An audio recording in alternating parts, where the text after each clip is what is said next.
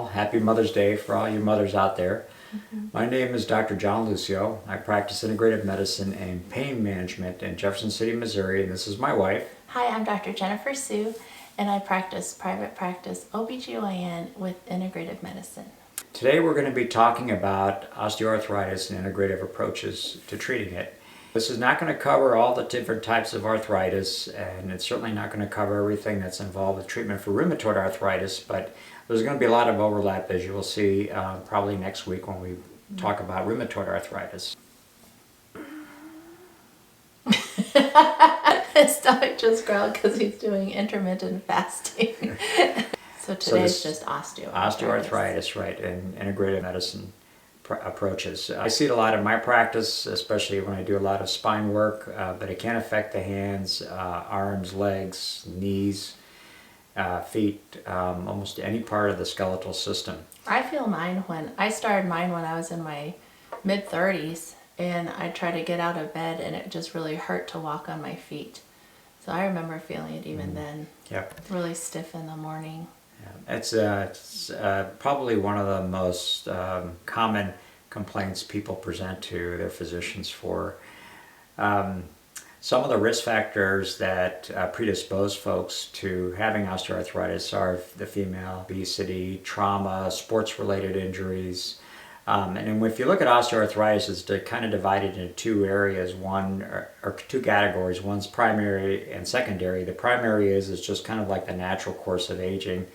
The secondary are things that are out of the realm of normal aging, including hormonal imbalance, nutritional deficiencies, trauma, as I mentioned, and some of the endocrine deficiencies that can also predispose to osteoarthritis, and in addition to obesity as well. The way osteoarthritis is viewed from our standpoint as physicians is early and late stages as general terms. The early stage really begins when the surface of the joint itself starts to have irregularities, and these lead to little microfractures within the joint itself, and then this goes on to create pain. Then as you advance in osteoarthritis, you'll start to see actually bony formation and bony outgrowth, and this is what we see a lot of times on x-rays, which you will see like on knees and in spine x-rays as well, especially if you have back pain. There are a lot of conventional therapies out there that we use. They're very common to most people. In fact, you go see your physician, most likely, if you're over the age of 30, you most likely have had a conventional therapy tried on you. They include non-steroidal anti-inflammatories like ibuprofen, Aleve, and some of the prescription strength medications such as Celebrex, meloxicam, and some of those. Unfortunately, many of my patients come to me because they're afraid of the toxicity that's due to taking these medications on a prolonged basis. And he told me that you really can't take them for very long. Yeah, you really shouldn't because they do have some bad side effects, such as they can upset your stomach. There's also, FDA has a warning about using non-steroidal anti-inflammatories in terms of what they refer to as adverse cardiac events that can occur. So, or even if you have hypertension, it also raises your blood pressure. So, but those are out there, and they are effective in some people, and they're not effective in all people, unfortunately, and some people can't take them on a chronic basis because of the side effects. Did we cover aspirin? I thought aspirin is part of non-steroidal anti-inflammatory. The other therapies used in conventional medicine, including injecting the joint with steroids.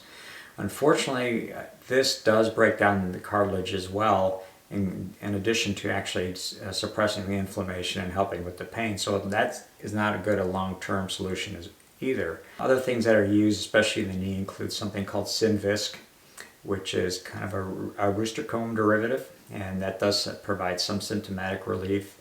But for the most part, the other joints of the body, the only FDA approved are for steroid injections. Now, there are some others out there, but those are probably the most common. What we do in our practices is that we work with your doctors.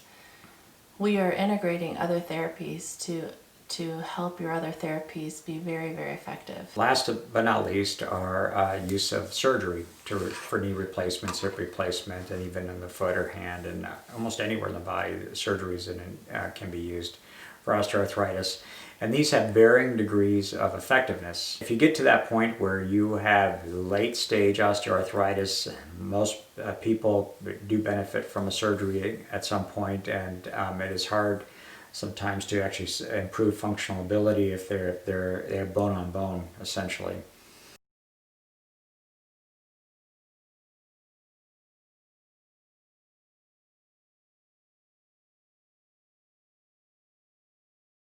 So let's move on to the integrative approaches. So when someone comes into my office, I'll start to ask questions about, number one, and if they're starting to have some of the side effects of the medications that they're on, or it's really not working for them very well, I'll start asking questions about their diet. And I've asked this a lot in my patients in the last couple of years, and I find the majority of them either deficient in many nutritional approaches and how just even to stay healthy.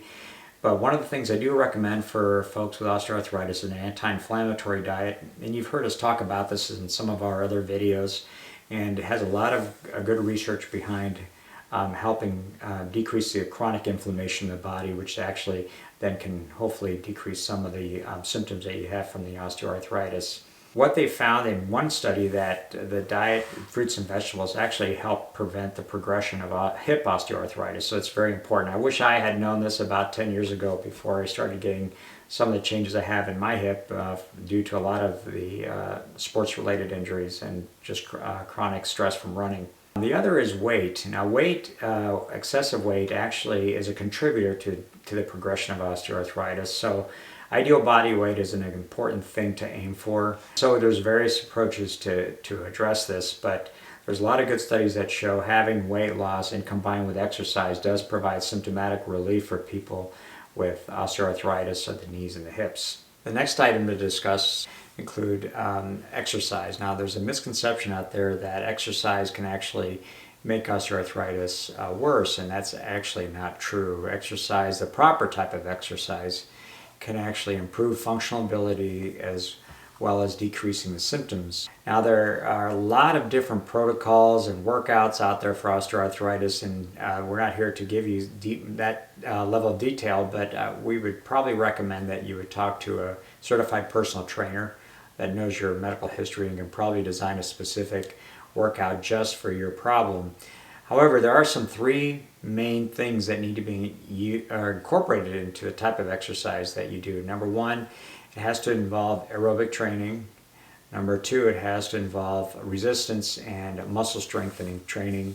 And number three has to involve range of motion and flexibility. So if you've got a workout that includes those three things, then you're probably on a safe bet that you're probably going to improve with the exercise. Now, there are some studies that show that aquatherapy, that is not non-land-based therapies, actually are better for patients that are extremely overweight, that can't handle a specific type of exercising. Next thing is mind-body therapies. Now I mention this because stress can worsen the symptoms of osteoarthritis. Typically it involves techniques that allow you to relax.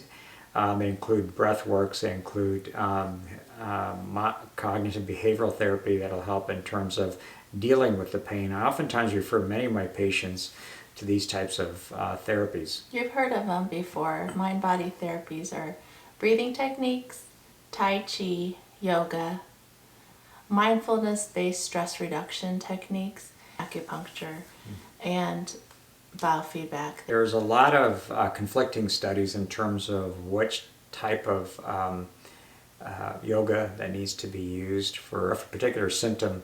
When you look at yoga, it actually incorporates some of the main things that make osteoarthritis worse, such as stress, physical dysfunction, lack of exercise. So yoga tends to encompass a lot of those. Again, if you're going to use this, you probably need to be at the direction of an integrative medicine practitioner who knows the different types of yoga that need to be used for your particular problem. And you really, if you've never done it before, you really need to find a yoga instructor who is used to working with folks that have never done yoga before. Next thing is physical modalities. We oftentimes ask patients to, have they had physical therapy prior to this, because there are many types of modalities that physical therapists use that do help with symptoms of osteoarthritis. Heat therapy, cold therapy, Those are some of the range of motion exercising and stabilization. Now, the last item I'm going to mention is supplements.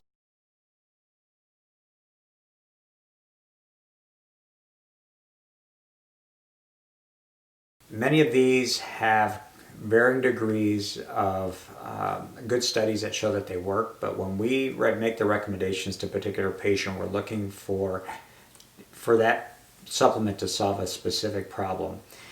Some of the supplements that I use is something called SAMe, and we're going to list this on a slide. In Europe, it's used very frequently for depression and arthritis. Another one is curcumin, which is an ingredient in turmeric, and a lot of my patients know I prescribe this a lot. And what a lot of people don't understand, if it doesn't work, it may be that you're not taking it correctly. That curcumin and turmeric doesn't get absorbed very well, so you have to add black pepper oftentimes to increase the systemic absorption. That's important because if you're treating it for overall body inflammation, like your joints hurt, you're just generally inflamed, and you want that turmeric to get out of your stomach into the rest of your body, you need to combine that with black pepper. Oh. Hi, Lynn. Good. We're taping our video right now. You're on our video. It's Lynn on OB. Well, if you want the turmeric and curcumin to stay in the gut, like if you're treating gut problems like Crohn's disease or inflammatory bowel disease, you want to take it with a fatty meal. And a fatty meal helps keep that turmeric in your gut where it needs to be focused and work. Some of the other supplements include omega-3 fatty acids. Basically, that's fish oil, and I prescribe that a lot to many of my patients.